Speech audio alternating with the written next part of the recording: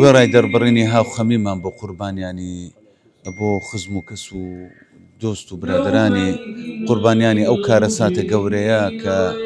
بەداخەوە بەرەبەیانی دوینێ لە کردارێکی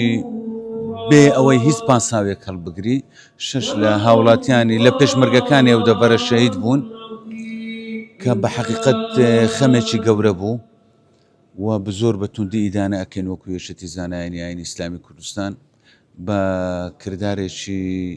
دوور لە بەها ئینسانی و مرۆڤایەتی و جیرانەتی لە قەڵەمەدەین کە بە حەقیقەت هەرێمی کوردستان لەگەڵ ڕوودانی ئەو بارودۆخەی لە ڕۆژهەڵاتی ناوەڕاست بە هیچ شێوەیەک هەوڵی نەداوە بیتە بەشێک لە کێشە و گرفت خۆمان پاراستووە. بەڵام بەداخەوە دەبینین هەر لە سەرەتای ئەو ڕووداوانە تا ئێستا هەوڵە درێ کە هەرێمی کوردستان تێوە بگڵێت بە هەموو شێوەیەک هەوڵ ئەدەن کەوە زیان لە هاوڵاتیانی هەرێمی کوردستان بگەینن. بینیمان لە ڕۆژانی ڕابردوو لە مانجی ڕەمەزانی پیرۆز بە شەوان خەڵک خەریکی عیبادەت و خواپەرستن بوو لە مزگەوتەکان و لە ماڵەکان، بەڵام لەبەر دەنجی درۆن و ساڕوخەکان باری دەرونی زۆربەی زۆری خەڵک نیگەران کرد و ناڕحەتی کرد. هیوادارن و هیواخوازن کە ئەو کارە ساتە گەورەیە لەسەر میلەتی کورد بە تەواوەتی کۆتایی بێت